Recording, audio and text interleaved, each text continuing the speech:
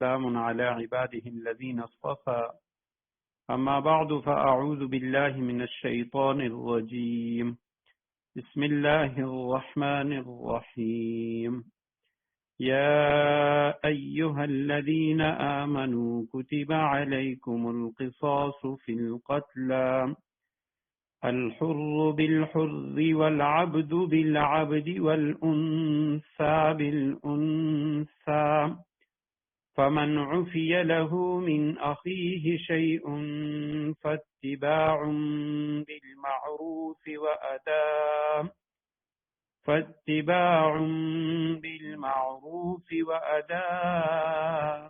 إليه بإحسان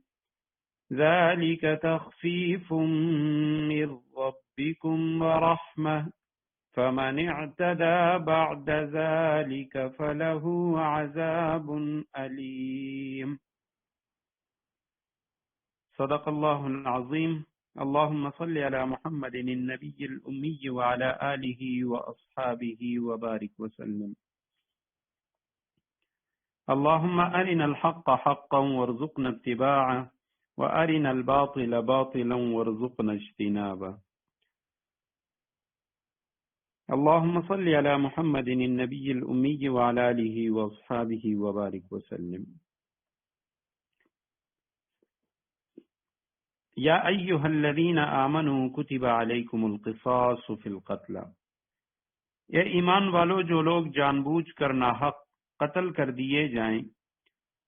ان کے بارے میں تم پر قصاص کا حکم فرض کر دیا گیا ہے الحر بالحر آزاد کے بدلے آزاد والعبد بالعبد غلام کے بدلے غلام والانثى بالانثى اور عورت کے بدلے عورت ہی کو قتل کیا جائے گا فمن عفی له من اخیہ شیء پھر اگر قاتل کو اس کے بھائی یعنی مقتول کے وارث کی طرف سے کچھ معافی دے دی جائے فاتباع بالمعروف تو معروف طریقے کے مطابق خون بہا کا مطالبہ کرنا وارث کا حق ہے وَأَدَاءٌ إِلَيْهِ بِإِحْسَانٍ اور اسے خوش اسلوبی سے ادا کرنا قاتل کا فرض ہے ذَلِكَ تَخْفِيفٌ مِّن رَّبِّكُمْ وَرَحْمَةٌ یہ تمہارے پروردگار کی طرف سے ایک آسانی پیدا کی گئی ہے اور ایک رحمت ہے فَمَنِ اعْتَدَى بَعْدَ ذَلِكَ اس کے بعد بھی کوئی زیادتی کرے فَلَهُ عَذَابٌ أَلِيمٌ تو وہ دردناک عذاب کا مستحق ہے سورہ بقرہ آیت نمبر 178 ہے یا ایہا الذین آمنوا کتب علیکم القصاص اور جیسے میں نے شروع میں عرض کیا تھا کہ ابواب البر جو بر نیکی کے مختلف کام ہیں ان کا تذکرہ تھا اور ابواب البر میں سے بہت ساری چیزوں کا ذکر ہوا اب شریعت نے اسلام نے جس طرح انسانیت کی عقل کی حفاظت کی ہے اور انسانیت کی عقل کی حفاظت کے لیے اس پر کچھ پابندیاں لگائی ہیں کہ وہ چیزیں جو عقل کو مختل کرتی ہیں خراب کرتی ہیں نشہ آور اشیاء منشیات اس کو حرام قرار دیا اسی طرح اسلام نے انسان کے جان کی حفاظت کی ہے اور اس کی جان کی حفاظت کے لیے بھی کچھ اس نے اصول و ضوابط متعین کیے ہیں انسان کے مال کی حفاظت شریعت نے اس کا ذمہ بھی اٹھایا اور اس کے لیے بھی کچھ قیودات لگائے تو اب یہاں سے انسان کی حفاظت کا جو قانون ہے قرآن و سنت میں اسلام میں اس قانون کو بیان کیا جا رہا ہے کہ انسانوں کی حفاظت کے لیے ان کی جان کی حفاظت کے لیے شریعت نے کون سا قانون دیا تو فرمایا یا ایھا الذین آمنوا اے ایمان والو ایمان والوں کو مخاطب کیا گیا یہ شروع میں یا ایھا الذین یہ حروف ندا ہیں جن کے ذریعے کسی کو مخاطب کیا جاتا ہے پکارا جاتا ہے اے ایمان والو کتبہ لکھا گیا یہ کتبہ سے ماضی مجہول کا صیغہ ہے کتبہ لکھا گیا کتاب کتب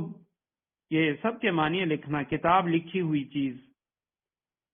تو کتبہ کے معنی لکھا گیا یعنی تم کو یہ حکم دیا گیا جس چیز کو لکھا جاتا ہے تو لکھائی کے ساتھ وہ چیز پختہ ہو جاتی ہے، یقینی ہو جاتی ہے، مضبوط ہو جاتی ہے۔ تو اس لیے کتبہ کا جو لازمی معنی ہے وہ ہے تم پر لازم کیا گیا، تم پر فرض کیا گیا، تمہیں حکم دیا گیا۔ یہ کتاب، کتبہ، کتبہ، یہ جو الفاظ ہیں اس کا جو مادہ ہے کاف تا با کا، قرآن کریم میں 319 بار یہ مادہ آیا ہوا ہے۔ فرق یہی ہوگا، کسی جگہ پہ معروف کا صیغہ ہے، کسی جگہ پہ مضارع کا ہوگا، کسی جگہ کتاب کا لفظ ہوگا اور کسی جگہ کاتبون کا لفظ ہوگا، لکھنے، کاتب لکھنے والا، کاتبون اس کی جمع۔ تو کتب علیکم، یہاں پہ اس کا کتبہ کا صلہ علی آیا کہ تم پر فرض کیا گیا، اور جب کتابت کا صلہ علی آئے تو اس کے معنی ہے کسی چیز کے متعلق فیصلہ کرنا، اس کو واجب کرنا۔ تو کتب علیکم لازم کیا گیا، فرض کیا گیا تم پر، القصاص، قصاص، مسلمانوں تم پر قصاص کو فرض کیا گیا۔ یہ جو قصاص ہے اس کا مادہ قاف صاد ہے، اور یہ قصص کا لفظ، قصاص کا لفظ، قصے کا لفظ، یہ قرآن کریم میں یہ سارے الفاظ تقریباً آئے ہوئے ہیں، اور اس کا جو مادہ ہے یہ 30 بار قرآن کریم میں آیا ہے۔ تو ویسے اس کا معنی عام جو معنی ہے وہ خون کا بدلہ، خون بہا۔ قرآن کریم میں بدلے کے معنی کے لیے تقریباً 12 الفاظ آئے ہیں، ان میں ثواب کا لفظ بھی ہے، عقاب کا لفظ ہے، وبال کا لفظ ہے، تو قصاص کا ایک لفظ بھی ہے۔ القص کا معنی ہوتا ہے نشان قدم پر چلنا، کسی کے نشان قدم پہ چلنا، اس کی پیروی کرنا۔ حضرت موسیٰ اور خضر علیہ السلام کا جو واقعہ سورہ کاف میں آتا ہے تو اس میں ہے فرتد علی آثارہما قصصا، تو وہ اپنے اپنے پاؤں کے نشان دیکھتے دیکھتے لوٹ گئے، پاؤں کے نشانات دیکھتے دیکھتے۔ یہاں پہ یہ جو قصصا کا لفظ ہے اس کے معنی پاؤں کے نشانات دیکھتے ہوئے موسیٰ علیہ السلام اور حضرت یوشع بن نون علیہ السلام حضرت خضر سے ملنے گئے تھے، تو وہ راستہ بھول کے آگے اس مقام موعود سے آگے نکل گئے۔ تو جب بعد میں انہیں پتہ چلا تو وہاں سے جب واپس ہوئے تو اپنے نشان قدم پہ واپس آئے۔ اور اسی طرح حضرت موسیٰ علیہ السلام کی بہن کے واقعے میں ہے سورہ قصص میں، وقالت لأختہ قصیہ، اور اس کی بہن نے کہا کہ اس کی بہن سے کہا گیا کہ اس کے پیچھے پیچھے چلی جا، ماں نے حضرت موسیٰ علیہ السلام کی بہن اپنی بیٹی سے کہا۔ اور یہ جو ہم قصہ کا لفظ استعمال کرتے ہیں، قصہ، کہانی، تو قصے کو قصہ بھی اس لیے کہتے ہیں کہ قصہ بیان کرنے والا جو ہے وہ اصل واقعے کی پیروی کرتا ہے، اصل واقعے کو اپنے بیان میں، اپنے الفاظ میں بیان کرتا ہے، اسی کے پیچھے چل رہا ہے، جس طرح واقعہ ہوا ہے تو اسی کے نقش قدم پہ چلتے ہیں، اس لیے قصے کو قصہ کہا جاتا ہے۔ تو قصاص تم پر فرض کیا گیا، یعنی جو جس طرح قاتل نے کیا ہے اسی طرح کا معاملہ اس کے ساتھ کرنا۔ فی القتل، یہ قتلہ کا لفظ یہ قتیل کی جمع ہے، اور قتیل مقتول کے معنی میں ہے، مقتولوں کے بارے میں، جن کو قتل کیا گیا ان کے بارے میں تم پر قصاص کو فرض کیا گیا۔ الحر بالحر، حر آزاد کو کہتے ہیں، آزاد کے بدلے آزاد، اور حر اس شخص کو کہتے ہیں جو کسی کا غلام شرعی نہ ہو، شرعی غلام نہ ہو۔ اور اس کے بعد والعبد بالعبد، عبد غلام کو کہا جاتا ہے، حر یہ عبد کی ضد ہے، تو آزاد کے بدلے آزاد اور غلام کے بدلے غلام۔ والانثى بالانثى، انثى مؤنث مادہ کو کہا جاتا ہے، عورت کے بدلے عورت۔ فمن عفی له من اخیہ، فمن عفی، پس وہ شخص، عفیہ یہ بھی ماضی مجہول کا صیغہ ہے، عفا یعفو سے، حاجت سے زیادہ، اور اس کے معنی عفو کرنا، معاف کرنا، جس کا ترجمہ ہوا جس شخص یعنی قاتل کو معاف کیا ہو۔ فمن عفی لہو، جس کے لیے درگزر کیا گیا، معاف کیا گیا، لہو اس قاتل کے لیے، من اخیہ اس کے بھائی کی طرف سے، من کے معنی سے اخ کا لفظ، اخوان، اخوا دونوں اس کی جمع ہے، قرآن کریم میں دونوں لفظ آئے ہوئے، تو جس کے لیے اس کے بھائی کی طرف سے کچھ معاف کر دیا گیا، فاتباع بالمعروف، پس ان کو چاہیے کہ وہ پیروی کرے، اتباع کے معنی پیروی کرے، بالمعروف دستور کے مطابق۔ وَأَدَاءٌ، اور دوسرے کے لیے قاتل کے لیے حکم ہے کہ وہ ادا کرے، دے دے اس چیز کو، الیہ حوالے کرے، الیہ مقتول کے ورثہ کے، بِإِحْسَانٍ اچھائی کے ساتھ۔ ذالک تخفیف، ذالک اس میں اشارہ، تخفیف یہ آسانی ہے، من ربکم تمہارے رب کی طرف سے، ورحمت اور مہربانی ہے، شفقت ہے۔ فمن اعتدا، پس وہ شخص اعتدا ماضی واحد مذکر غائب ہے، اس نے زیادتی کی، اس نے حد سے تجاوز کیا، تو جس نے حد سے تجاوز کیا بعد ذالک اس کے بعد،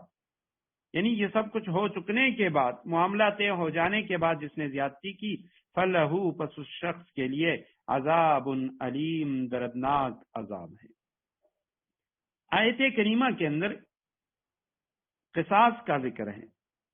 تو قصاص کے جو بنیادی معنی ہیں وہ تو میں بتا چکا ہوں کہ جو بندہ کسی کو قتل کر دے، قتل کے بدلے میں اس سے جو اس کا بدلہ لیا جاتا ہے اس کو قصاص کہا جاتا ہے۔ سب سے پہلی بات تو یہ ہے کہ یہ قصاص کیوں فرض کیا گیا،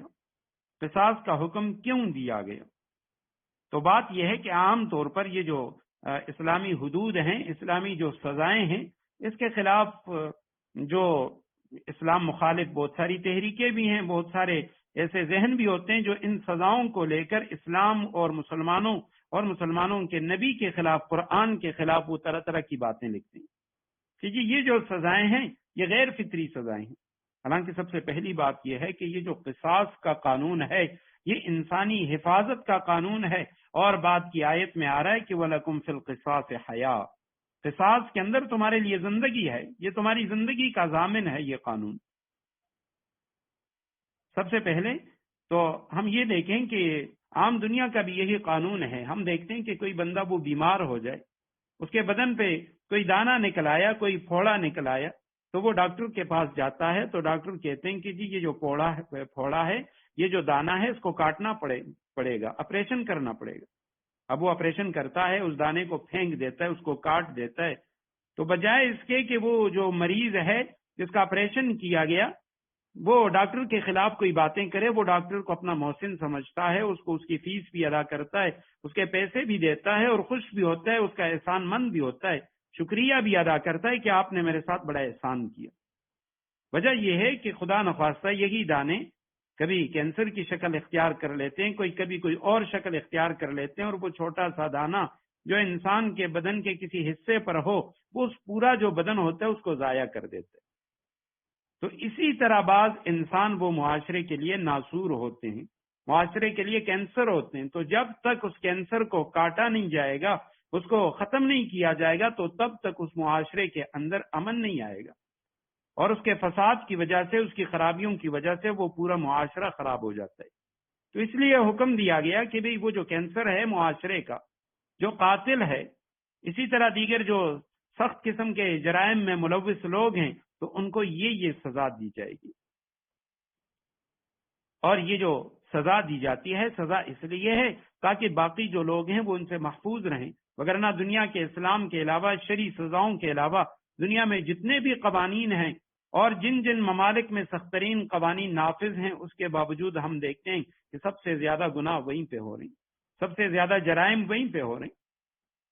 ہم امریکہ میں جہاں پہ انہوں نے یعنی زنا بالرضا جو ہے اس کو قانونی شکل دی ہے بعض ان کی ریاستوں میں کہ رضامندی کے ساتھ بدکاری کرنا یہ کوئی گناہ نہیں، لیکن اس کے باوجود امریکہ میں روزانہ کے اعتبار سے ایک بہت پرانی رپورٹ میں نے پڑھا تھا کہ ہر 3 منٹ میں 13 زنا بالجبر ہوتے ہیں۔ اسی طرح قتل کے معاملات دیکھیں، اسی طرح دیگر جو معاملات ہیں وہ دیکھے جائیں، اس کے مقابلے میں اگر ہم سعودی عرب میں دیکھتے ہیں جہاں پہ کوئی یعنی شرعی نظام نہیں ہے، وہاں پہ جو شرعی خلافت ہے وہ بھی نہیں ہے، صرف چند جو حدود ہیں، جو شرعی سزائیں ہیں وہ انہوں نے نافذ کی ہیں، اور انہی چند شرعی سزاؤں کی بدولت آج پوری دنیا میں سب سے کم جو شرح ہے جرائم کی وہ سعودی عرب میں ہے۔ اور آج تک کبھی ہم نے یہ بھی نہیں دیکھا کہ جی ہم عمرے کے لیے گئے، حج کے لیے گئے، سعودی عرب دیکھنے گئے، تو وہاں ہم نے دیکھا کہ کتنے لوگوں کے ہاتھ کاٹے ہوئے ہیں۔ وہاں چور کی سزا ہاتھ کاٹنا ہے جو پرانی سزا ہے، لیکن بہت کم ایسے لوگ ہمیں ملیں گے کہ جن کے ہاتھ کاٹے گئے۔ ایسا تو نہیں ہے کہ بھئی ہر تیسرے بندے کا ہاتھ کاٹا جاتا ہے، اور ایسا بھی نہیں ہے کہ ہر دوسرے دن وہاں لوگوں کو قصاصاً قتل کیا جا رہا ہے۔ لوگوں سے بدلے لیے جا رہے ہیں۔ وجہ یہ ہے کہ جہاں پہ یہ قانون نافذ ہو جاتا ہے اور کسی ایک شخص کو بھی اگر یہ شرعی سزا دے دی جاتی ہے تو باقیوں کے لیے وہ عبرت بن جاتا ہے، اور باقی لوگ وہ بھی اس جرم کے ارتکاب کرنے سے پہلے ہی ڈرتے ہیں کہ بھئی ہمیں شریعت نے یہ سزا تجویز کی ہے ہمارے لیے، تو اس لیے شریعت اس کا راستہ روک رہی ہے۔ یہ نہیں کہہ رہی کہ آپ لوگوں کو اس طرح قتل کریں، ان کے ہاتھ کاٹیں۔ شریعت سدباب کر رہی ہے کہ جرم کی اگر سزا سخت ہوگی تو اس کے جو مجرم ہیں وہ کم ہوں گے۔ اور یہ جو قصاص ہیں تو یہ قصاص بھی ہر قتل کے اندر نہیں ہے۔ قتل کی ویسے عام مشہور تو 5 قسمیں ہیں، لیکن ان میں سے مختصر جو آسان قسمیں ہیں وہ 3 قسمیں بنتی ہیں۔ ایک کو کہا جاتا ہے قتل عمد، قصدن کسی کو مار دینا، اور ایک ہے شبہ عمد جو قصدن کی طرح ہے، اور ایک ہے قتل خطا، غلطی سے کوئی بندہ قتل ہو جائے۔ اب قتل عمد تو یہ ہے کہ کوئی شخص دوسرے کو آلہ قتل کے ساتھ ارادتاً مار ڈالے، آلہ قتل جیسے بندوق، پستول، تیر، تلوار، خنجر وغیرہ، اور اس کا ارادہ بھی مارنے کا ہو تو یہ قتل عمد ہے، اس میں قصاص ہے۔ اور اسی میں قتل عمد جو ہے اس میں اگر قصاص جو مقتول کے ورثہ ہیں ان میں سے کوئی ایک بھی معاف کر دے گا تو وہ پھر دیت ادا کرے گا جو قاتل خود ادا کرے گا۔ اور دوسری جو قتل کی صورت ہے شبہ عمد، کہ جو قصدن کی طرح ہے، قصدن نہ ہو، کسی شخص کو ارادتاً قتل کیا، اس کا ارادہ تھا قتل کرنے کا مگر ایسے آلے کے ساتھ کیا جس سے عام طور پر کوئی شخص قتل نہیں ہوتا، ڈنڈا مار دیا، کوئی پتھر مار دیا اور ایسی چیز کے ساتھ وہ مر گیا، تو یہ شبہ عمد ہے۔ اور تیسری جو صورت ہے وہ قتل خطا ہے، غلطی سے کوئی شخص لگ جائے۔ اب غلطی سے مطلب یہ ہے کہ وہ شکار کر رہا تھا اور وہ شکار کو مار رہا تھا، گولی جا کے کسی اور کو لگی، وہ سمجھا کہ یہ سامنے کوئی شکاری جانور ہے، وہ کوئی شخص تھا،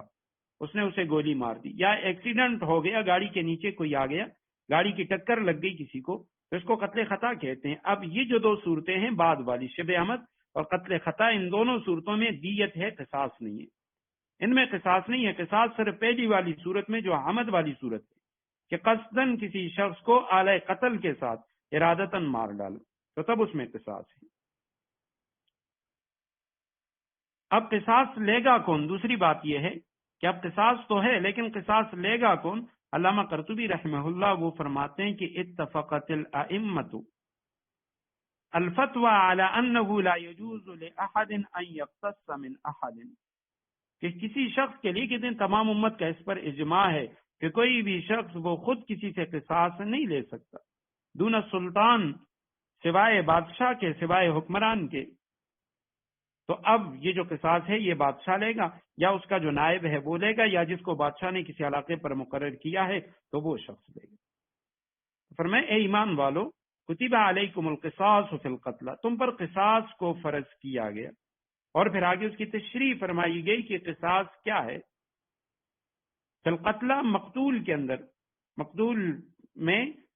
قتل کے اندر، مقتول کسی کو قتل کرنے میں تم پر قصاص کو فرض کیا گیا۔ الحر بالحر، آزاد کے بدلے آزاد ہوگا،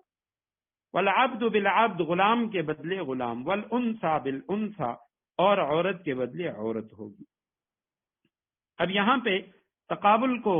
یعنی یہ تقابل والی صورت نہیں ہے، یہ نہیں کہا جا رہا کہ آزاد کے بدلے آزاد ہی قتل ہوگا، کسی غلام نے آزاد کو قتل کر دیا تو اب ایسا نہیں ہے کہ قاتل غلام ہے لیکن چونکہ آزاد کو قتل کیا تو اب ان کے آزاد کو قتل کیا جائے گا۔ امام شافعی رحمہ اللہ انہوں نے اس کا یہ معنی لیا ہے، حالانکہ اس طرح نہیں ہے، باقی جتنے بھی ائمہ ہیں وہ فرماتے ہیں الحر بالحر، آزاد کے بدلے آزاد قتل کیا جائے گا۔ اور اس کی وجہ یہ ہے، اس کا پس منظر یہ ہے کہ عرب میں جاہلیت میں اسلام کے آنے سے قبل ان میں سے جو بڑے قبیلے تھے، مثلا مدینہ منورہ میں مشرکین کے 2 بڑے قبائل تھے، اوس اور خزرج۔ خزرج بڑا قبیلہ تھا، اس کے افرادی قوت ان کے پاس زیادہ تھی، تو اب اگر خدا نخواستہ خزرج کا کوئی بندہ قتل ہو جاتا، اوس والے اسے قتل کرتے تو خزرج والے وہ کہتے کہ ہمارے بندے، ہمارے قبیلے کا یہ فلاں غلام قتل ہوا ہے، ہم اس کے بدلے میں اوس سے آزاد کو قتل کریں گے۔ ہمارے قبیلے کی فلاں عورت قتل ہوئی ہے، ہم اس کے بدلے میں دوسرا جو قبیلہ ہے اس کے مرد کو قتل کریں گے۔ ہمارے قبیلے کا ایک مرد قتل ہوا ہے، ہم اس کے بدلے میں 2 یا 3 بندوں کو قتل کریں گے۔ تو شریعت نے اس کو ختم کیا اور فرمایا کہ نہیں، الحر بالحر، آزاد کے بدلے آزاد ہوگا۔ والعبد بالعبد، غلام کے بدلے غلام، یعنی کسی آزاد نے آزاد کو قتل کیا تو اسی آزاد کو قتل کیا جائے گا، غلام نے غلام کو مار دیا تو اب غلام ہی کو قتل کیا جائے گا، یا غلام نے کسی آزاد کو مار دیا تو اسی غلام سے قصاص لیا جائے گا۔ والانثى بالانثى، اور عورت کے بدلے میں عورت، یعنی اگر عورت نے کسی عورت کو قتل کیا تب بھی عورت قاتلہ ہے، عورت کو قتل کیا جائے گا، قصاص لیا جائے گا۔ عورت نے کسی مرد کو مار ڈالا تو اب چونکہ قاتل عورت ہے اس صورت میں بھی عورت ہی سے قصاص لیا جائے گا۔ نبی علیہ السلام کی حدیث ہے ابو داود شریف کی، آپ علیہ السلام نے فرمایا المؤمنون تتکافأ دماءهم، مومن جتنے بھی ہیں سب کا خون برابر ہے۔ اب مومن جیسا بھی ہے لیکن ان کے خون آپس میں برابر ہیں، ایک طرف ایک سردار ہے اور دوسری طرف ایک جو ہے وہ غلام ہے، تو اب غلام اور سردار اس کا جو خون ہے وہ برابر ہے۔ ایک صحت مند شخص ہے اور دوسرا اس کے مقابلے میں بیمار ہے، اپاہج ہے، اگر اس کو قتل کیا جائے گا تو اس کا بدلہ اسی سے لیا جائے گا۔ اور احناف کے ہاں امام اعظم ابو حنیفہ رحمہ اللہ وہ فرماتے ہیں اگر کسی اسلامی سلطنت کے اندر مسلمان ملک میں کوئی مسلمان کسی کافر کو، ذمی کو، جو اس ملک کے قانون کو مانتا ہو اور ٹیکس ادا کرتا ہو، اس ملک کا رہائشی ہے، اس شخص کو قتل کرے گا تو اس کے بدلے میں وہ جو مسلمان ہے اس سے قصاص لیا جائے گا۔ باقی ائمہ وہ فرماتے ہیں کہ کافر کے قتل میں مسلمان سے قصاص نہیں لیا جائے گا، لیکن امام صاحب فرماتے ہیں کہ کسی ذمی کافر کو جو مسلمان ملک کا رہائشی ہے اس کو قتل کیا جائے گا تو اس کے بدلے میں مسلمان سے قصاص لیا جائے گا۔ آگے فرمائے فمن عفی لہ من اخیہ شیء، اب جس نے، اور اس میں یعنی ایک اس کے پس منظر میں یہ واقعہ بھی آتا ہے کہ دو قبائل میں اسی طرح کا ایک واقعہ ہو گیا لڑائی کا، اور ان کے جو معاملات تھے اس کا بھی تصفیہ نہیں ہوا تھا، ان کا جو معاملہ تھا وہ حل نہیں ہوا تھا، تو اتنے میں اسلام آیا اور وہ جو لوگ تھے انہوں نے اسلام کو قبول کیا، تو اس موقع پہ یہ آیات نازل ہوئی کہ جس طرح کا انہوں نے آپ کے بندے کو قتل کیا تو آپ ایک ہی بندے سے قصاص لیں گے، اس کے بدلے میں زیادہ لوگوں کو نہیں مار سکتے۔ فمن عفی لہ من اخیہ شیء فاتباع بالمعروف، آگے فرمائے کہ اگر قاتل کو اس کے بھائی یعنی مقتول کے وارث کی طرف سے کچھ معافی دے دی جائے، فاتباع بالمعروف، تو معروف طریقے کے مطابق یعنی خون بہا کا مطالبہ کرنا وہ وارث کا حق ہے، کہ وارث جو ہے وہ مطالبہ کرے کہ ہم نے قصاص کو معاف کر دیا، جتنے بھی مقتول کے ورثاء ہیں، اگر مقتول کے 4 بیٹے ہیں، 4 وارث ہیں، اگر ان میں سے کوئی ایک بھی قاتل کو معاف کر دے کہ ہم قصاص نہیں لیتے تو باقی 3 اگر سے مطالبہ کر رہے ہیں لیکن وہ جو قصاص ہے وہ اس سے ساقط ہو جائے گا، اب خون بہا جو ہے وہ اس سے لیا جائے گا۔ فرمایا فمن عفی لہ من اخیہ، اگر قاتل کو اس کے بھائی، یہاں پہ وہ جو مقتول کا وارث ہے اس کو کہا جا رہا ہے کہ اس کے متعلق کہا جا رہا ہے کہ وہ قاتل کا بھائی ہے، اتنے سنگین جرم کرنے کے بعد بھی شریعت اشارہ کر رہی ہے کہ مسلمان آپس میں بھائی ہیں، اب جو جرم اس سے ہونا تھا وہ تو وہ کر چکا ہے، لیکن فرمایا کہ اگر اس کے بھائی نے، مقتول کے وارث نے اگر اس کے لیے کچھ معاف کر دیا تو فاتباع بالمعروف، معروف طریقے کے مطابق خون بہا کا مطالبہ کرنا وہ وارث کا حق ہے، وَأَدَاءٌ إِلَيْهِ بِإِحْسَانٍ، اور اسے خوش اسلوبی سے ادا کرنا وہ قاتل کا فرض ہے، کہ اگر وہ دیت پہ راضی ہو گئے، قصاص انہوں نے معاف کر دیا تو اب جو قاتل ہے وہ خون بہا ادا کرے گا۔ اب یہ خون بہا کیا ہے، دیت کیا ہے، دیت یا خون بہا، تو یہ ہے کہ قصاص اگر وہ نہ لیں تو تب یہ اس کا جو خون بہا ہے، جو خون اس نے بہایا ہے، اس کی دیت ادا کرے گا۔ یہ دیت 100 اونٹ ہیں، اور جو 100 اونٹ ہیں اس میں بھی نبی علیہ السلام نے یعنی اونٹوں کی مختلف جو قسمیں ہیں وہ متعین کی ہیں، کہ اگر 100 اونٹ ادا کرے گا تو اس میں سے 20 جو ہیں وہ 4 سالہ اونٹنیاں ہوں گی، 20 وہ 3 سالہ اونٹنیاں ہوں گی، 20 2 سالہ اونٹنیاں ہوں گی، اور 20 1 سالہ اونٹنیاں، اور باقی جو 20 ہیں وہ 1 سالہ اونٹ ہوں گے۔ تو یہ 100 اونٹ ادا کرے گا، یا جو ہے وہ نبی علیہ السلام نے 10,000 درہم وہ مقرر فرمائے، یہ درہم چاندی کا ہوتا ہے، اور یہ 10,000 درہم جو ہیں یہ 3 سالوں میں، یہ جو دیت ہے یہ 3 سالوں کے اندر قسطوار ادا کی جائے گی، تو 10,000 درہم چاندی یا اس کی جو قیمت ہے وہ ادا کرے گا۔ اب یہ 1 درہم وہ 3.402 گرام کا ہوتا ہے چاندی کا، تو 10,000 درہم کی جو قیمت ہے وہ 34.2 کلو گرام چاندی، اور یا 1,000 دینار، 10,000 درہم، 1,000 دینار یا 100 اونٹ۔ اب ایک دینار وہ 4.86 گرام کا ہوتا ہے، تو 1,000 دینار جو ہے یہ 4.86 کلو گرام، یعنی 4.86 کلو گرام جو سونا ہے وہ ادا کرے گا۔ اب اگر قتل عامد والی صورت ہے تو اس صورت میں تو یہ ہے کہ قاتل سے قصاص معاف ہے، لہذا وہ یہ دیت ادا کرے گا، اور اگر بعد والی صورتیں ہیں تو اس صورت میں یہ جو دیت ہوتی ہے یہ عاقلہ پر ہوتی ہے، اس کی جو برادری ہے قاتل کی برادری، تو وہ جو برادری والے ہیں وہ سب مل کے 3 سالوں کے اندر قسطوار طور پہ یہ جو دیت ہیں یہ ادا کریں گے۔ ذالک تخفیف من ربکم ورحمہ۔ اب فرمائے کہ اگر قاتل کے ورثہ کچھ معاف کریں تو وہ دستور کے مطابق معروف طریقے سے وہ خنبہ کا مطالبہ کریں، یہ ان کا حق ہے۔ وَأَدَاءٌ إِلَيْهِ بِإِحْسَان، اور اسے خوش اسلوبی سے ادا کرنا وہ قاتل کا فرض ہے۔ ذالک تخفیف من ربکم، یہ تمہارے پروردگار کی طرف سے ایک آسانی پیدا کی گئی ہے۔ ورحمت، اور ایک رحمت ہے، یعنی یا تو یہ کہ قصاص کے بعد یہ جو دیت ادا کی جا رہی ہے اس کے متعلق کہا جا رہا ہے کہ یہ ایک آسانی ہے اور یہ ایک رحمت ہے، یا دوسری صورت کہ یہ جو قصاص کا مطالبہ ہے، قصاص جو رکھا گیا تم پہ فرض کیا گیا، یہ اللہ سبحانہ و تعالیٰ کی طرف سے یعنی ایک رحمت ہے، اور رحمت اس حوالے سے ہے کہ جس معاشرے کے اندر یہ قصاص والی سزا دی جائے گی وہاں قتل عام بالکل نہیں ہوگا، بالکل کم ہوگا۔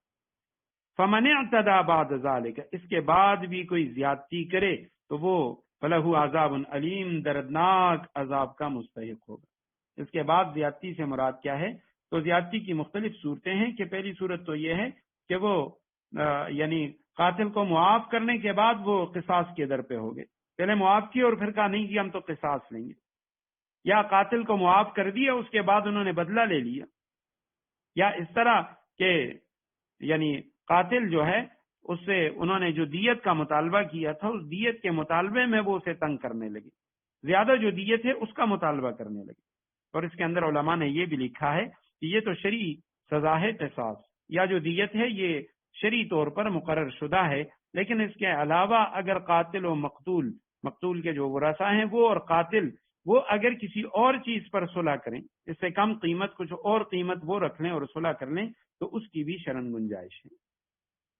تو اگر وہ کوئی حد سے تجاوز کرے گا اس کے بعد بھی کوئی زیادتی کرے گا وہ دردناک عذاب کا مستحق ہوگا۔ وَلَكُمْ فِي الْقِصَاصِ حَيَاةٌ يَا أُولِي الْأَلْبَابِ لَعَلَّكُمْ تَتَّقُونَ، اے عقل رکھنے والو، وَلَكُمْ فِي الْقِصَاصِ حَيَاةٌ، تمہارے لیے قصاص میں زندگی کا سامان ہے، لَعَلَّكُمْ تَتَّقُونَ، امید ہے کہ تم اس کی خلاف ورزی سے بچو گے۔ وَلَكُمْ فِي الْقِصَاصِ حَيَاةٌ، تمہارے لیے زندگی ہے قصاص کے اندر، یا اولی الالباب، اے عقل رکھنے والو۔ اب یہاں پہ قرآن کریم مخاطب کر رہا ہے عقل والوں کو کہ اب جو بے عقل ہیں، بے وقوف ہیں، وہ تو قرآنی سزا کو کہیں گے کہ یہ تو ظلم ہے، لیکن جو عقل مند ہیں تو وہ دیکھیں گے کہ بھی قصاص کے اندر زندگی ہے، معاشرے میں تمام افراد جو زندہ سلامت ہیں اور چین امن سے رہ رہے ہیں تو وہ قصاص کی وجہ سے ہوتا ہے، وگرنہ ہر معاشرے کے اندر قتل و غارت کا بازار گرم ہو جاتا ہے۔ لعلکم تتقون، آگے فرمائے تم اس کی خلاف ورزی سے بچو گے، یقیناً قصاص کی جو خلاف ورزی ہے وہ نہیں کرو گے، اور قرآن کریم کا جو حکم ہے اس کو نہیں توڑو گے۔ کتب علیکم اذا حضر احدکم الموت ان ترک خیرا الوصیۃ للوالدین والاقربین بالمعروف حقا علی المتقین، آیت نمبر 180 ہے۔ تم پر فرض کیا گیا، کتب علیکم وہی لفظ ہے، کتب علیکم تم پر فرض کیا گیا، اذا حضر احدکم الموت، اگر تم میں سے کسی شخص کے موت کا وقت قریب آ جائے، ان ترک خیرا الوصیہ، اگر تم میں سے کوئی اپنے پیچھے مال چھوڑ کر جانے والا ہو، اس کی موت کا وقت قریب آ جائے تو اس کو چاہیے کہ الوصیۃ للوالدین، وہ اپنے والدین کے لیے وصیت کرے، والاقربین، اور قریبی رشتہ داروں کے حق میں وصیت کرے، بالمعروف، دستور کے مطابق، حقا علی المتقین، یہ متقی لوگوں کے ذمے ایک لازمی حق ہے۔ کتب علیکم، اس پہ بحث ہو چکی، کتابت اور کتبہ فرض کیا گیا تم پر، لازم کیا گیا تم پر، اذا جب حضر آ جائے، حاضر ہو جائے، حاضر ہونے کے معنی آ جانا، احدکم تم میں سے کسی ایک کے پاس الموت موت، موت کسی کے پاس حاضر ہو جائے، یعنی اس کا جو موت کا وقت ہے وہ قریب ہو جائے، ان اگر ترکا اس نے چھوڑا، واحد مذکر غائب کا صیغہ ہے، ترکا اس نے چھوڑا، خیرن مال، جیسے عام طور پہ خیر کا معنی بہتری بھی ہوتا ہے، بھلائی بھی ہوتا ہے، نیک کام جو ہم کہتے ہیں کہ خیراتی کام، تو یہ نیک کاموں کو کہا جاتا ہے، لیکن یہاں پہ مراد مال ہے، اور یہ ہر مرغوب شے، پسندیدہ جو چیز ہے اس کے لیے یہ خیر کا لفظ استعمال ہوتا ہے، چونکہ مال بھی ایک مرغوب شے ہے تو اس لیے مال کے لیے بھی یہ لفظ استعمال ہوتا ہے۔ قرآن مجید میں اور بھی کئی مقامات پہ یہ آیا ہے، وَإِنَّهُ لِحُبِّ الْخَيْرِ لَشَدِيدٌ، سورہ عادیات کی آیت نمبر 8 ہے کہ یقیناً مال کی محبت میں یہ بڑا سخت ہے۔ تو یہاں یہ جو خیرن کا لفظ ہے اس کے معنی ہے مال، کہ اگر کوئی شخص مال اس نے چھوڑا ہے اور اس کے موت کا وقت قریب آ گیا تو اس کو چاہیے الوصیۃ للوالدین، وصیت مردے کا وہ حکم کہ جو مرنے سے پہلے وہ بعض لوگوں کے متعلق دے کر مرتا ہے، اسے وصیت کہتے ہیں، بعض لوگوں کے متعلق جو باتیں وہ کر رہا ہے تو اس کو چاہیے وہ وصیت کرے، للوالدین اپنے والدین کے لیے، والاقربین اور اپنے قریبی رشتہ داروں کے لیے، بالمعروف دستور کے مطابق، حقا علی المتقین یہ لازم کر دیا گیا ہے، علی المتقین متقی لوگوں پر، اللہ سے ڈرنے والے جو لوگ ہیں ان پر یہ لازم کر دیا گیا، فرض کر دیا گیا۔ سب سے پہلی بات تو یہ ہے کہ بھئی آیت کریمہ کے اندر وصیت کی فرضیت کا ذکر ہے کہ وصیت فرض ہے ان لوگوں پر کہ جب ان کے موت کا وقت قریب آ جائے تو وہ اپنے والدین اور قریبی رشتہ داروں کے لیے دستور کے مطابق وہ وصیت کریں، تو یہ حقا علی المتقین فرض کیا گیا متقیوں پر۔ سب سے پہلی بات تو یہ ہے کہ آیت کے نزول سے پہلے جاہلیت میں، عرب میں یہ رواج تھا کہ وہ لوگ بڑے سخی شمار کیے جاتے تھے جو مرنے سے پہلے اپنا سارا مال دوسرے لوگوں کے لیے وصیت کر کے وہ چلے جاتے تھے، اپنا سارا مال دوسرے لوگوں کے حق میں وصیت کر جاتے تھے کہ اتنا فلاں کو ملے، اتنا فلاں، جو غیر یعنی وارث ہوتے ان کے حق میں وصیت کر جاتے، اور جو لوگ وصیت نہ کرتے تو اس کی جو اولاد ہے اور بغیر وصیت کے مر جاتے تو اس کی اولاد اس کے سارے مال پر قابض ہو جاتے، اور والدین جو ہیں ان کو محروم کر دیتے، والدین کو کچھ بھی نہیں دیا کرتے۔ تو اس موقع پر یہ آیت نازل ہوئی کہ بھئی اپنے والدین اور جو قریبی رشتہ دار ہیں ان کے لیے وصیت کریں، اور یہ جو وصیت تھی یہ اس وقت واجب تھی کہ بھئی والدین کا چونکہ حصہ ہے، قریبی رشتہ داروں کا حصہ ہے، اور اولاد جو ہیں وہ سارا مال نہ لیں بلکہ ان کے جو حصے ہیں وہ پہلے ہی سے مرنے والا شخص وہ ان کے حصوں کی وصیت کریں۔ تو اب یہ جو آیت کریمہ ہے، اکثر حضرات مفسرین کرام وہ فرماتے ہیں کہ یہ آیت کریمہ اب منسوخ ہو چکی ہے، اور اس آیت کریمہ کے لیے جو ناسخ ہے وہ آیت میراث ہے، میراث کی جو آیت ہے وہ آگے سورہ نساء میں آئے گی، جس کے اندر قرآن کریم نے تمام وارثوں کے حصے بیان کر دیے کہ کسی شخص کے مرنے کے بعد اس کی گھر والی کو اتنا ملے گا، بیٹوں کو اتنا ملے گا، بیٹیوں کو اتنا ملے گا، وہ سارے حصے بیان ہو جانے کے بعد فرمایا اب جو ہے یہ وصیت جو ہے وارثوں کے حق میں یہ نہیں ہے۔ اور اسی طرح نبی علیہ السلام کی حدیث بھی ہے،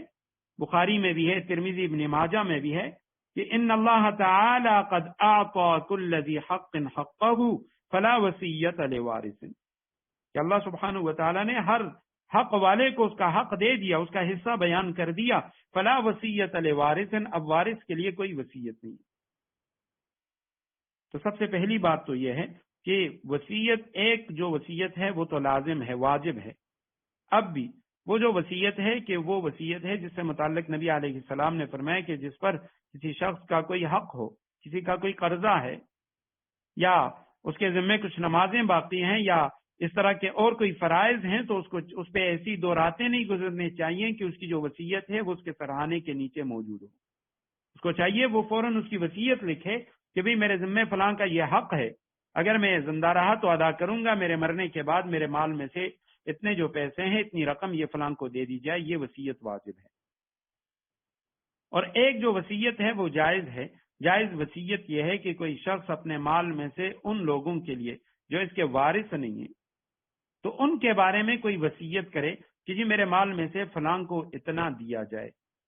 اور اس میں یہ ہے ضروری ہے کہ وہ 1/3 سے زیادہ کی وصیت نہیں کر سکتا، اپنے مال میں سے صرف 1/3 میں سے وہ وصیت کرے گا، اور اس میں بھی یہ ضروری ہے کہ اپنے جو اس کے وارث ہیں ان کو کسی حق سے محروم نہ کرے، ان کے حصوں میں کوئی کمی نہ کرے۔ اور اسی طرح ایک وصیت جو ہے وہ مستحسن ہے، بہتر ہے، کہ کوئی شخص اس کا مال ہے اس کے پاس، اور اس کا بیٹا یا بیٹی وہ فوت ہو چکی ہے اور اس کی اولاد موجود ہے، پوتے یا نواسے موجود ہیں، تو چونکہ شرعی طور پہ جو یتیم پوتا ہے یا نواسے ہیں تو ان کو حصہ نہیں ملتا دادا کے حصے میں، یا جو ان کا نانا ہے تو ماں کی طرف سے اگر ماں مر جائے، اب نانا زندہ ہے تو اس کے مال میں سے یہ جو نواسے ہیں ان کو کچھ نہیں ملتا، وہ محروم ہو جاتے ہیں کیونکہ درمیان میں سے جو واسطہ تھا وہ ختم ہو گیا۔ اسی طرح کوئی شخص زندہ ہے، اس کا بیٹا جو اولاد والا ہے اس کے بیٹے ہیں لیکن بیٹا فوت ہو گیا، اب پوتے زندہ ہیں تو دادا کے مرنے پر ان پوتوں کو کچھ نہیں ملے گا، تو اب ایسے دادا کے لیے یا نانا کے لیے بہتر ہے کہ وہ اپنی زندگی میں اپنے ان پوتوں کے لیے یا ان نواسوں کے لیے وصیت کرے۔ اور اس کے علاوہ بعض جو وصیتیں ہیں وہ یعنی شرعن نافذ نہیں ہوتی، ناجائز ہوتی ہیں، کسی ایک وارث کے حق مارنے کے لیے وصیت کرنا کہ جی یہ فلاں کو اتنا ملے، کسی کو محروم کرنے کے لیے یا کسی کے حصے کو کم کرنے کے لیے، تو ایسی جو وصیتیں وہ ٹھیک نہیں ہیں، اور نہ بعض وصیتیں شرعی طور پہ نافذ ہوتی ہیں۔ کسی شخص نے اپنے وارث کے حق میں وصیت کی، میرے مرنے کے بعد میرے بیٹے کو یا بیٹی کو یا گھر والی کو میرے مال میں سے اتنا ملے، تو شرعی طور پہ اس کو کچھ بھی نہیں ملے گا، وہی ملے گا جو قرآن نے اس کا حصہ بیان کیا ہے۔ تو ایسی جو وصیتیں وہ نافذ نہیں۔ اور اسی طرح اپنی زندگی کے بعد اپنے بارے میں کوئی بندہ یہ کہے میرے مرنے کے بعد میرا جنازہ فلاں پڑا ہے، مجھے فلاں جگہ پہ دفن کیا جائے، مجھے فلاں شخص غسل دے، تو اس طرح کی جو وصیتیں یہ بھی شرعن نافذ نہیں ہوتی، کیونکہ مرنے کے بعد اس بندے کا اپنے ساتھ پھر کوئی تعلق نہیں ہے، اب اس کے جو ورثاء ہیں انہی کا حق ہے، وہ اس کی تقسیم کریں گے۔ تو فرمایا کہ کتب علیکم اذا حضر احدکم الموت، لکھا گیا، فرض کیا گیا تم پر کہ جب کسی شخص کے پاس موت آئے، یعنی وہ قریب المرگ ہو، اس کی موت کا وقت قریب آ جائے، ان ترک خیرن، اگر اس نے مال چھوڑا ہو، خیرن کا معنی بعض حضرات نے مالن کثیرن، زیادہ مال کیا، اس نے کافی سارا مال چھوڑا ہے، تو وہ والدین کے لیے وصیت کرے، اقربین قریبی رشتہ داروں کے لیے وصیت کرے، بالمعروف دستور کے مطابق، حقا علی المتقین، یہ متقیوں پہ فرض کیا گیا۔ عام مفسرین تو یہی فرماتے ہیں کہ یہ آیت اب منسوخ ہے، والدین کے لیے کوئی وصیت نہیں ہے۔ حضرت مولانا عبید اللہ سندھی رحمہ اللہ وہ فرماتے ہیں کہ یہ آیت کریمہ منسوخ نہیں ہے، بلکہ کافر ماں باپ اور یتیم پوتے اور یتیم جو یسیر جو نواسے ہیں، نواسیاں ہیں، یہ ان کے حق میں ہیں۔ جیسے ابھی میں نے ذکر کیا کہ اگر کسی کے یتیم پوتے ہیں یا نواسے ہیں تو وہ ان کے حق میں وصیت کرے، یہ بہتر ہے۔ اور اسی طرح کافر ماں باپ، چونکہ کفر کی وجہ سے وہ جو شخص ہے جو وارث ہے تو وہ وراثت سے محروم ہو جاتا ہے۔ مولانا عبید اللہ سندھی رحمہ اللہ وہ فرماتے ہیں جب خود میں اس آیت میں غور کیا کرتا تھا تو چونکہ ان کی زندگی میں ان کی والدہ ابھی حیات تھی، تو وہ فرماتے ہیں میں نے اپنی والدہ کے لیے وصیت کی تھی، کیونکہ والدہ وہ کافر تھی، غیر مسلم تھی، اور مجھے پتا تھا میرے مرنے کے بعد میری والدہ کو میرے مال میں سے کچھ بھی نہیں ملے گا، تو اس لیے میں نے ان کے حق میں وصیت کی۔ تو وہ فرماتے ہیں کہ یہ کافر ماں باپ اور یتیم پوتے اور یسیر نواسے، کہ جو نواسا ہے بیٹی فوت ہو چکی اور نواسے نواسیاں ہیں تو ان کے حق میں ہے، ان کے لیے وصیت کرے۔ فمن بدلہ بعد ما سمعہ فانما اسمہ علی الذین، پھر جو شخص اس وصیت کو سننے کے بعد اس میں کوئی تبدیلی کرے گا تو اس کا گناہ ان لوگوں پر ہوگا، فانما اسمہ علی الذین، اس کا گناہ ان لوگوں پر ہوگا، یبدلونہ، جو اس میں تبدیلی کریں گے۔ ان اللہ سمیع علیم، یقین رکھو اللہ سب کچھ سنتا جانتا ہے۔ فمن بدلہ، پس وہ شخص بدلہ جس نے تبدیل کیا، بدل دیا، بعدما، بعد اس کے، سمعہ اس کو سن لیا، وصیت کو سننے کے بعد اس نے اس وصیت کو تبدیل کر لیا، اس میں غلط بیانی کی، فانما، پس یقیناً اس کا گناہ، اسمہ اس کا گناہ، علی الذین ان لوگوں پر ہے، یبدلونہ جنہوں نے اس وصیت کو تبدیل کیا۔ اب جو مرنے والا تھا اس نے تو وصیت کر لی، ٹھیک وصیت کی، لیکن بعد کے جو لوگ تھے انہوں نے اس میں تبدیلی کی، تو اب مرنے والے پر کوئی گناہ نہیں، اس کا جو گناہ ہے انہی لوگوں پر ہے جنہوں نے وصیت میں تبدیلی کی۔ ان اللہ سمیع علیم، یقیناً اللہ سننے والا، سب کچھ سننے والا، علیم، سب کچھ جاننے والا ہے۔ فمن خاف، ہاں اگر کسی شخص کو یہ اندیشہ ہو، خوف ہو، من موسن، وصیت کرنے والے سے، جنفن، بیجا طرفداری کا، گناہ کا، او اسمن، یا گناہ کا، وہ بیجا طرفداری کجروی کا اسے خوف ہو، اندیشہ ہو، او اسمن، یا گناہ کا، فاصلح بینہم، تو اس نے اصلاح کرا دی، یعنی صلح کرا دی، بینہم، ان دو کے درمیان، متعلقہ جو آدمی ہے ان کے درمیان صلح کرا دی، فلا اسم علیہ، تو اس پر کوئی گناہ نہیں، ان اللہ غفور الرحیم، بے شک اللہ تعالیٰ بہت بخشنے والا، بڑا مہربان ہے۔ فمن خافا، پس وہ شخص جسے خوف ہو، جسے اندیشہ ہو، خافا کے اصل معنی گمان کرنے، خیال کرنے ہیں، توقع کرنے، اندیشہ کرنے کے ہیں، پھر یہیں سے یہ جو لفظ ہے یہ ڈرنے کے معنی میں استعمال ہونے لگا۔ عام طور پر ہم خوف کا معنی ڈر کرتے ہیں، لیکن عربی میں خوف کا جو معنی ہے وہ گمان کرنا، خیال کرنا، اندیشہ کرنا، ان معنی میں آتا ہے۔ تو جس کو یہ اندیشہ ہو، من موسن، وصیت کرنے والے، اس میں فاعل کا صیغہ ہے وصیت سے، وصیت کرنے والے سے اسے ڈر ہو، جنفن، کہ وہ ظلم کی وصیت کرے گا یا طرفداری کی وصیت کرے گا، کسی ایک شخص کے بارے میں وہ وصیت کر رہا ہے، اپنے بیٹوں کو محروم کر رہا ہے اور کسی دور کے رشتہ دار اس کے لیے ساری وصیت کر رہا ہے، یا ایک تہائی سے زیادہ اپنے مال میں سے ایک تہائی سے زیادہ کی وصیت کر رہا ہے، او اسمن، یا گناہ کی وصیت کر رہا ہے، جی میرے مرنے کے بعد میرے مال میں سے آپ یعنی میرے بارے میں اتنے آپ خیراتیں کریں اور آپ دیگیں پکائیں اور فلاں کریں فلاں کریں، اس طرح گناہوں کے بارے میں وہ جو ہے وصیتیں کر رہے۔ فاصلح بینہم، اس شخص نے ان دونوں کے درمیان صلح کرا دی، جو متعلقہ آدمی ہے اس کے وارث ہیں اور جن کے متعلق اس نے وصیت کی ان کے بارے میں اس نے صلح کرا دی، فلا اسم علیہ، اس پر کوئی گناہ نہیں، ان اللہ غفور الرحیم، بے شک اللہ سبحانہ و تعالی بخشش کرنے والے مہربان ہیں۔ جنفن کے معنی کسی ایک رشتہ دار کی طرف مائل ہونا اور دوسروں کی حق تلفی کرنا، اور اسمن سے مراد جان بوجھ کر اس طرح کرنا یا کسی گناہ کی وصیت کرنا۔ اب یہ وصیت کے متعلق تو کچھ احکامات میں نے عرض کر دیے، البتہ کچھ حدیثیں جن کے اندر وصیت کا ذکر آ رہا ہے، نبی علیہ السلام نے کس طرح کی وصیت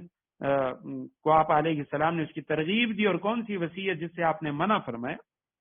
تو سب سے پہلی بات تو یہ کہ ایک تہائی سے زیادہ وصیت یہ شرعن کسی کے لیے بھی جائز نہیں ہے اپنے مال میں سے۔ اب چونکہ رشتہ دار جن کے حصے مقرر ہیں، جن کو ذوی الفروض کہا جاتا ہے، قرآن نے جن کے حصے بیان کیے ان کے بارے میں وصیت کرنا ہی باطل ہے۔ اس کے علاوہ اور اگر زندگی میں کوئی شخص اپنے بیٹوں میں سے کسی کو کوئی مال دے گا، اگر سب کو دینا چاہے، یعنی اس کے لیے ضروری ہے کہ وہ سب میں برابر تقسیم کرے۔ بہتر یہ ہے کہ بیٹے بیٹیاں جتنی جائیداد ہے زندگی میں دے رہا ہے تو سب کو برابر دے گا، اور اگر وہ اپنی زندگی میں اولاد میں سے کسی شخص کو کوئی چیز دے دیتا ہے، اس کے نام کچھ زمین یا جائیداد وغیرہ اس کی انتقال اس نے کر دی اور اس کو اس کا قبضہ نہیں دیا،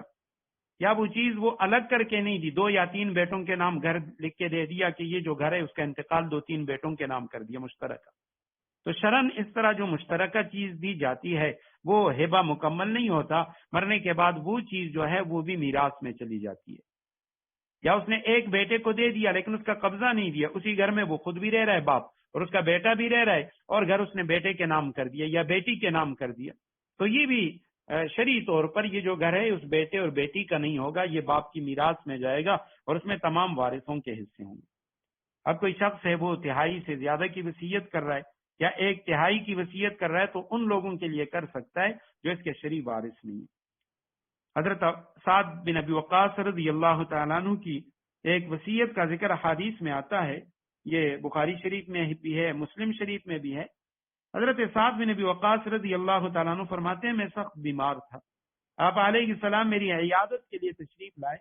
تو میں نے عرض کیا کہ یا رسول اللہ، آپ میری حالت تو ملاحظہ فرما رہے ہیں کہ کیسی ابتر ہے، یعنی آپ کو علم ہے کہ میری طبیعت انتہائی خراب ہے، اب میں چاہتا ہوں کہ اپنے تمام مال کی وصیت کروں، اور ان کی لکھا ہے کہ ایک ہی بیٹی تھی اور کوئی اولاد نہیں تھی، ایک ہی بیٹی تھی، تو کہا میں تمام مال کی وصیت کروں، آپ علیہ السلام نے فرمایا نہیں، تو فرماتے ہیں کہ میں نے کہا آدھے مال کی وصیت کروں؟ آپ علیہ السلام نے فرمایا نہیں۔ پھر میں نے عرض کیا کہ تہائی مال کی وصیت کر کے مروں؟ فرمایا ہاں، تہائی مال کی وصیت کرو، والثلث کثیر، اور تہائی بھی تو بہت ہے۔ اور پھر فرمایا کہ اپنے بال بچوں کو خوشحال چھوڑنا اس سے بہتر ہے کہ در در لوگوں سے بھیک مانگتے پھریں۔ یہ بخاری و مسلم کی روایت ہے۔ اور ایک اور روایت جو نسائی شریف میں بھی ہے، مسلم میں بھی ہے، اس کے آخری الفاظ یہ ہیں کہ حضرت سعد بن ابی وقاص فرماتے ہیں رضی اللہ تعالیٰ عنہ کہ پھر آپ صلی اللہ علیہ وسلم نے اپنا مبارک ہاتھ میری پیشانی پر رکھا، اور پھر میرے چہرے اور میرے پیٹ پر آپ علیہ السلام نے اپنا دست کرم پھیرا۔ پھر آپ علیہ السلام نے دعا فرمائی کہ اے اللہ، سعد کو شفا عطا فرما اور اس کی ہجرت کو مکمل فرما۔ پھر میں ہمیشہ نبی کریم صلی اللہ علیہ وسلم کے دست مبارک فرماتے، مجھے اللہ نے شفا دے دی، تو اس کے بعد ہمیشہ نبی کریم صلی اللہ علیہ وسلم کے اس دست مبارک کی ٹھنڈک اپنی جگر میں محسوس کرتا رہا، یہاں تک کہ اس وقت تک جب وہ یہ یعنی حدیث بیان فرما رہے تھے، تو آپ علیہ السلام نے 1/3 سے زیادہ وصیت سے اس کو روک دی۔ اور اگر کسی شخص کے پاس مال ہی کم ہے اور وہ وصیت کر رہا ہے تو تب بھی وہ زیادتی کر رہا ہے، اولاد ہے اور وہ اس میں سے پھر وصیت کر رہا ہے۔ حضرت علی رضی اللہ تعالیٰ عنہ کا واقعہ آتا ہے کہ انہوں نے اپنے آزاد کردہ غلام کو وصیت کرنے سے روک دیا تھا۔ اس سے پوچھا تمہارے پاس کتنا مال ہے؟ اس نے کہا 900 درہم۔ حضرت علی رضی اللہ تعالیٰ عنہ نے فرمایا کہ قرآن نے جہاں وصیت کا ذکر کیا ہے تو وہاں تو فرمایا ان ترک خیرن، کہ وہ بڑا مال چھوڑے، اس کے پاس بڑا مال ہو، تمہارے پاس تو کچھ بھی نہیں ہے۔ اور حضرت عائشہ رضی اللہ تعالیٰ عنہ نے بھی ایک وصیت والے کو وصیت سے منع کیا، جس نے کہا کہ میرے پاس 3000 درہم ہے، 3000 درہم کل اثاثہ تھا، تو حضرت عائشہ رضی اللہ تعالیٰ عنہ نے اسے وصیت سے منع فرما دیا۔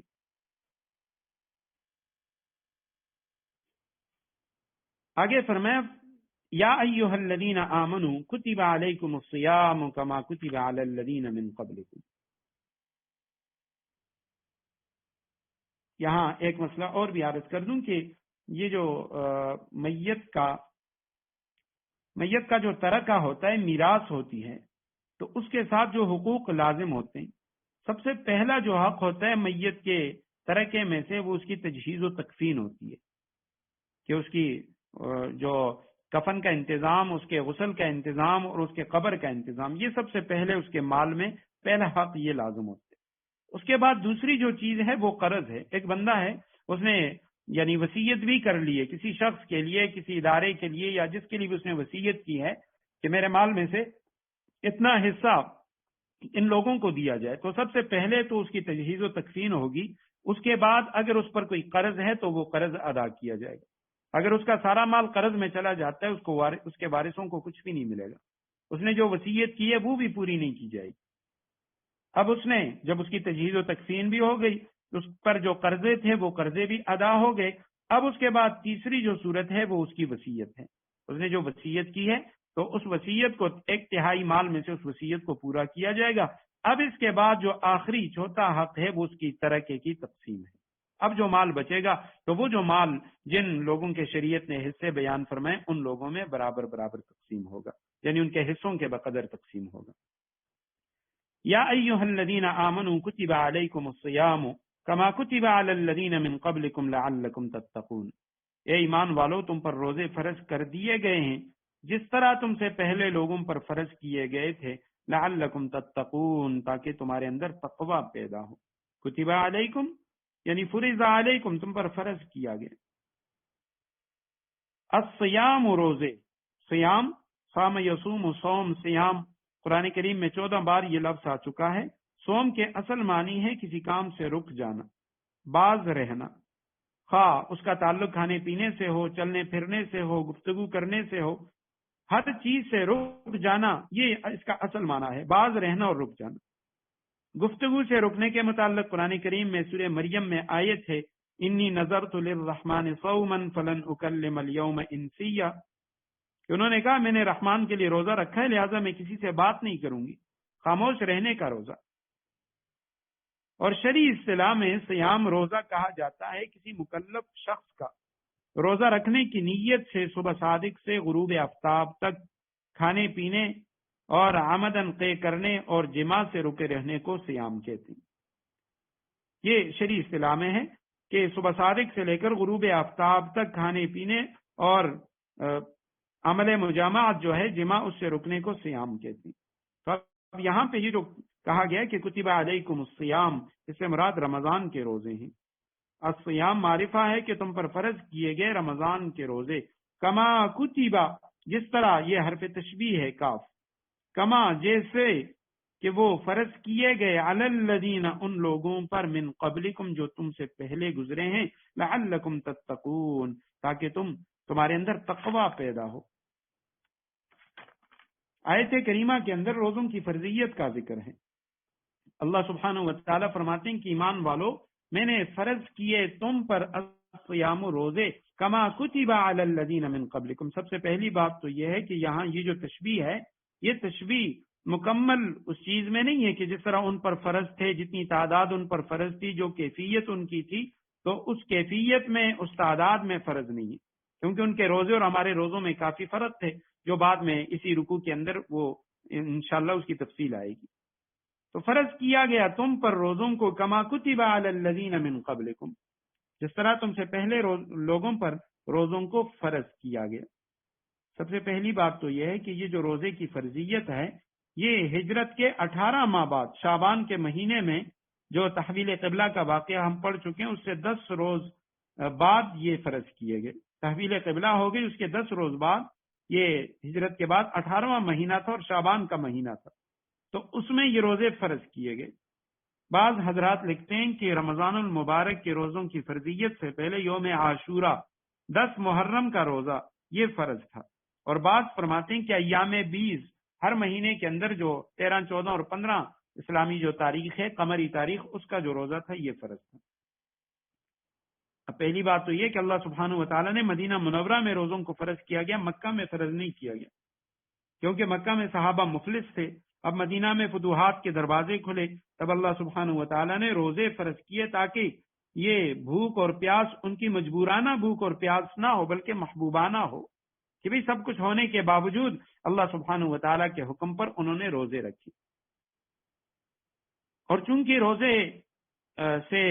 انسان کے اندر جو روحانیت ہے اس میں ترقی ہوتی ہے، تو اس وجہ سے ہر مذہب میں کسی نہ کسی طرح سے روزے کا جو سلسلہ ہے وہ چلتا رہا۔ ذرا فرمائے کما کتب علی الذین من قبلکم، جیسے تم سے پہلے لوگوں پر ہم نے فرض کیے، تو اسی طرح تم پر فرض کیے۔ تو پتہ چلتا ہے کہ جتنی بھی شریعتیں تھیں، جتنے بھی حضرات انبیاء کرام گزرے ہیں، تمام انبیاء کی شریعتوں میں روزے کی فرضیت ملتی ہے۔ چنانچہ حدیث میں آتا ہے کہ حضرت آدم علیہ السلام ہر مہینے کی 13، 14 اور 15 ایام 20 جو ہیں ان کا روزہ رکھتے تھے۔ حضرت نوح علیہ السلام کے بارے میں آتا ہے کہ پورا سال 12 مہینے وہ روزہ رکھا کرتے۔ داؤد علیہ السلام ایک دن ان کا روزہ ہوتا اور ایک دن افطار کرتے۔ حضرت عیسیٰ علیہ السلام وہ ان کا ایک دن روزہ ہوتا اور 2 دن افطار کیا کرتے تھے۔ اسی طرح جو نصارہ ہیں، عیسائی، ان کی شریعت میں بھی، ان کی کتابوں میں بھی روزے کی فرضیت کا حکم ملتا ہے۔ البتہ یہ ہے کہ انہوں نے اپنی مرضی سے اس میں کئی دن جو ہیں وہ زیادہ کیے، 30 کے بجائے انہوں نے 50 روزے لکھ کر دیے۔ اور اسی طرح جو غیر الہامی مذاہب ہیں، یعنی ہندو مت، بدھ مت وغیرہ، ان کے اندر بھی روزوں کا ثبوت ملتا ہے۔ ان کی کتابیں جو ہیں ان میں بھی روزوں کا ذکر ملتا ہے، اور یہاں تک نبی علیہ السلام کی صحیح حدیث ہے بخاری شریف کی، آپ علیہ السلام نے فرمایا ان قریشا کانت تصوم یوم عاشوراء فی الجاہلیہ، کہ یہ جو مشرکین مکہ ہیں، قریش، یہ بھی جاہلیت میں یوم عاشوراء 10 محرم کا روزہ یہ رکھا کرتے تھے۔